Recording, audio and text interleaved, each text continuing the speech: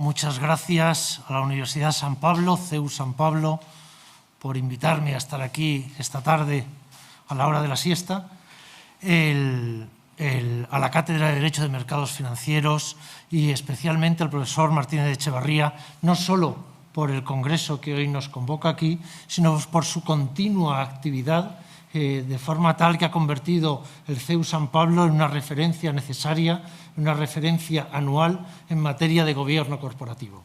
Y además con la habilidad de que siempre nos introduce el debate nacional en un debate que es muy superior al que nosotros pudiéramos ver cotidianamente, sino nos lleva a los temas que se está discutiendo en Europa cada año a través de estos congresos. En lo que a mí se refiere, mi ponencia podría encuadrarse con una pregunta inicial y una pregunta final. La pregunta inicial es si deben los particulares, las sociedades de capital, asumir el coste de políticas públicas más allá de la política fiscal de cada país, que se supone que es quien nos va a redistribuir las rentas y quien va a focalizar la capacidad contributiva de un país respecto de unos horizontes. Para plantearlo, creo que no debemos perder de perspectiva que los instrumentos jurídicos de derecho de hard law, de soft law, que se están produciendo en Europa, se incardinan, o hay que verlos, desde dos perspectivas. En primer término, la luz o el fenómeno que supuso en el año 2008 la crisis financiera, que nos enfrentó a la realidad de que en muchas ocasiones la retribución de los administradores estaba asociada, estaba indiciada a determinados valores de mercado que les podía conducir a tener prácticas que potenciasen acciones a muy corto plazo, pero que retributivamente a ellos les fuesen rentables. Eso por un lado, ese miedo, si quieren, como inspirador de la regulación.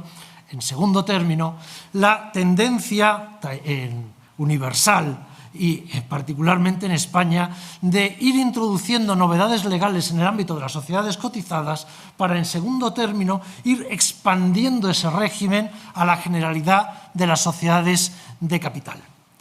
En este marco, bajo estos dos fenómenos que pueden inspirar todo el proceso legislativo, nos encontramos con la sostenibilidad, que no es, en mi opinión, por supuesto, un concepto jurídico indeterminado, sino un concepto polisémico. Bajo el término de sostenibilidad estamos hablando de cuestiones medioambientales, estamos hablando de economía circular, de ecología, de políticas sociales, de derechos sociales, de responsabilidad corporativa y, en algunos casos, incluso bajo el paraguas de la sostenibilidad, vuelven a aparecer voces que reclaman la implantación en nuestro derecho de sociedades español, pero también europeo, de modelos de cogestión incorporando a los trabajadores a diferentes estructuras. Aunque no creo que llegue al texto definitivo, no deja de resultar curioso que uno de los partidos que están actualmente en el gobierno, entre las enmiendas que han presentado al proyecto de ley de transposición de la directiva sobre la implicación a largo plazo de los accionistas, conlleve la incorporación de los trabajadores en una especie de órgano de control. Decía que este concepto polisémico, que el derecho no siempre puede aprender para convertirlo, aunque fuera en un concepto jurídico indeterminado, cuando lo queremos referir a las sociedades de capital, en muchas ocasiones se habla del largo plazo o de los intereses de la empresa, de la sociedad en algún caso, a largo plazo. Ahora bien, este conjunto de valores, de políticas, normalmente tenían sus instrumentos jurídicos mediante incentivos, mediante tratamientos fiscales. Y, por ejemplo, resulta muy interesante el debate que hay en el mundo de la economía y que Stiglitz, por ejemplo, ha hecho aportaciones muy interesantes sobre las ayudas de la pandemia y cómo debían estar condicionadas precisamente a cambio de paradigmas tecnológicos, a cambio en paradigmas medioambientales, pero como incentivo. Si quiere usted beneficiarse de estos programas de financiación, quizá debiera usted implantar este tipo de programas. Pero en todo caso, si el instrumento legislativo ordinario era el tratamiento fiscal o las políticas políticas de incentivos, nos hemos encontrado en los últimos años como poco a poco se va incorporando elementos de gobernanza, elementos de gobierno corporativo. Si me permiten que les lea, el Pacto Verde Europeo del año 2019, reciente todavía, decía, y leo, la sostenibilidad debe integrarse aún más en el marco de la gobernanza, ya que muchas empresas todavía se centran demasiado en el rendimiento financiero a corto plazo en comparación con sus aspectos de sostenibilidad y desarrollo a largo plazo. Este giro desde las políticas de incentivos y de fiscalidad a políticas de gobernanza ya ha tenido, y en lo referido al derecho español, determinados asientos en nuestro ordenamiento. Saben ustedes que uno de los límites o de los enfoques de la retribución de administradores debe pasar porque garantice la sostenibilidad de la compañía. En segundo término, tanto el desarrollo de la Unión Europea como la transposición en España y ahora, por cierto, todo en trámite de reforma, todo lo que venimos llamando información no financiera no deja de estar en este mismo universo semántico. Pero hay, en mi opinión, un cambio que está operando en los últimos tiempos y que probablemente esté ahora de absoluta actualidad, que es ir incorporando todo este universo semántico al conjunto de deberes de los administradores, ergo al conjunto de la responsabilidad de los administradores cuando implementan o no implementan determinadas políticas.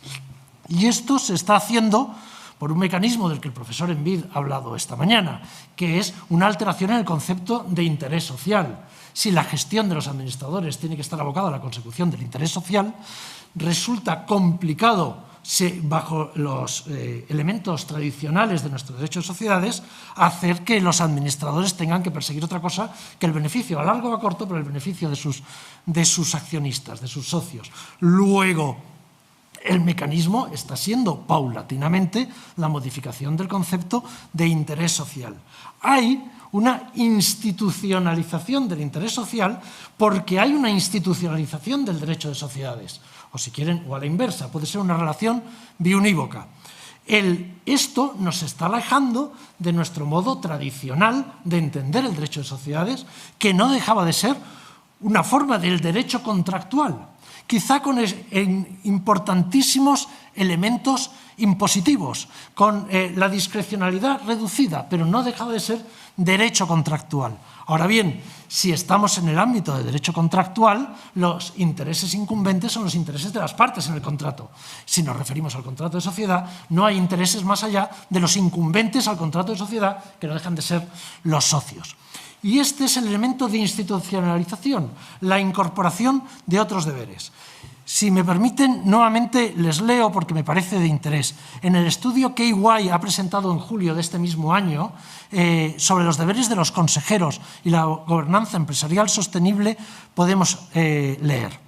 Se aprecia una tendencia en los últimos 30 años en que las empresas que cotizan en bolsa dentro de la Unión Europea se ha centrado en los beneficios a corto plazo de los accionistas, en lugar de los intereses a largo plazo de la empresa. Las palabras con las que juega son muy relevantes. Estamos yendo a una dicotomía que pertenece a la tradición del derecho mercantil clásico de hablar de empresa y sociedad como dos factores diferentes, pero utilizando el interés social abocado a la consecución de los fines de la empresa, no de los accionistas. Si estamos sosteniendo o si estamos viendo que el interés social incorpora todas las políticas medioambientales, de gobernanza, de derechos sociales, etcétera, etcétera, esto tiene unas implicaciones de derecho positivo inmediato y va a llenar de contenido determinados conceptos jurídicos que se van determinando en la praxis. ¿Cuál es la diligencia de los administradores? Queda constreñida la libertad de esa diligencia en el momento en el que el administrador deba perseguir un interés social que tiene estas connotaciones de sostenibilidad en ese conjunto amplio de materias que he dicho. Pero si consideramos que queda constreñida la diligencia, lo que estamos diciendo, lo que estamos incorporando es una nueva visión de la responsabilidad, de las acciones de responsabilidad.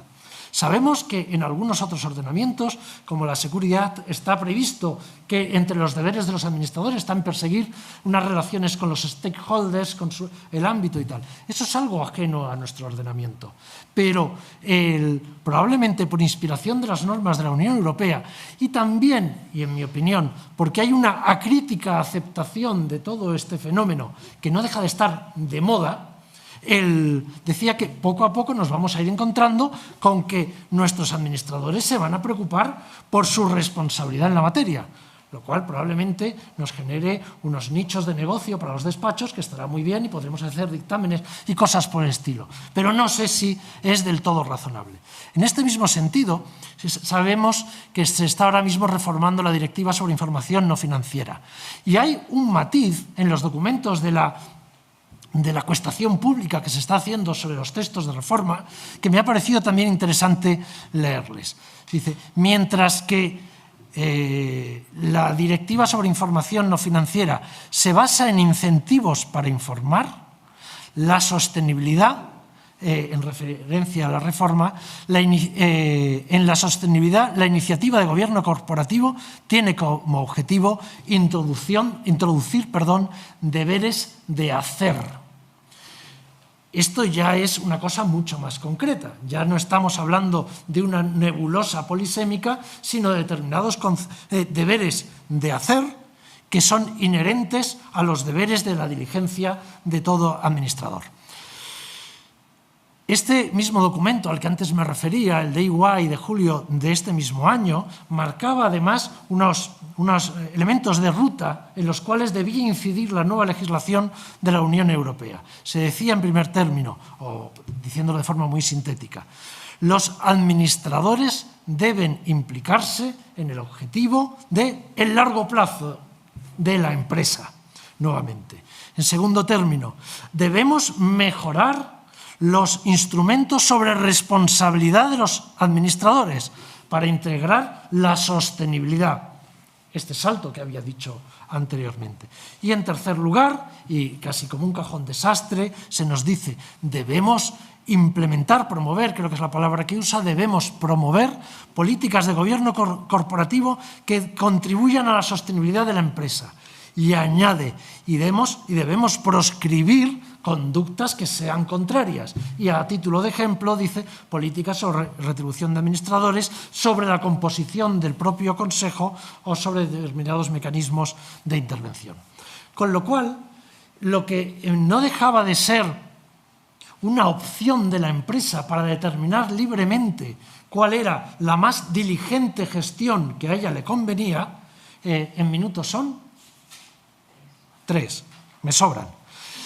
Poco a poco lo estamos residenciando en sede de la responsabilidad de los administradores. Y no es solo en estos instrumentos que me he referido. Traía anotado, y creo que doña Teresa Serrano quizás luego nos hable de ello, pues también no me sale ahora el término, pero la Autoridad Bancaria Europea en octubre de este año también ha sacado un documento sobre la gestión y supervisión de los riesgos medioambientales, sociales y de gobernanza para entidades de créditos y empresas de financiación, donde nuevamente nos aparecen todos estos objetivos que genéricamente hemos llamado de sostenibilidad. Exactamente igual, en enero de este mismo año, el estudio sobre los requisitos de diligencia debida a lo largo de la cadena de suministros nuevamente atienden a la responsabilidad de los administradores. En este caso, creo que era la London School of Economics quien hizo el informe junto con la Comisión y nuevamente incide en la responsabilidad de administradores. Sin embargo, y ya con esto acabo, y decía, y acabaré con otra pregunta. Vamos a ver, en todos estos textos que hemos estado citando, en todo momento, se está hablando como realidades diferentes de los derechos de los accionistas, de los intereses de los accionistas, incluso de la vida de la sociedad frente a la empresa. Esto no es para nada nuevo, pertenece a la mejor tradición neoclásica sobre la empresa y, me alegra decir en esta casa, a las magníficas aportaciones de la doctrina social de la Iglesia. Y estando en una universidad católica me alegro especialmente. Esto no es ajeno a Centésimus Annus, pero su ámbito es distinto, porque hoy por hoy el deber de los administradores es conseguir el máximo beneficio y es absolutamente legítimas las estrategias de inversión a corto, a medio o a largo plazo, porque si no, lo que está haciendo el legislador es discriminar entre unos tipos de inversores. Y puesto que estamos en el ámbito de las sociedades cotizadas, estaríamos diciendo que hay unas conductas correctas, las de quienes permanecen en el capital de la sociedad, y unas conductas antisociales, que son los que van al mercado y deciden comprar o vender, incluso arbitrar en el mismo día. Con lo cual, y en mi opinión, sin que debamos despreciar las finalidades que hemos englobado en la sostenibilidad, dudo mucho que el derecho de sociedades, al menos como lo concebimos hoy, sea el instrumento idóneo para incorporar vía deberes de los administradores todas estas políticas. Muchas gracias.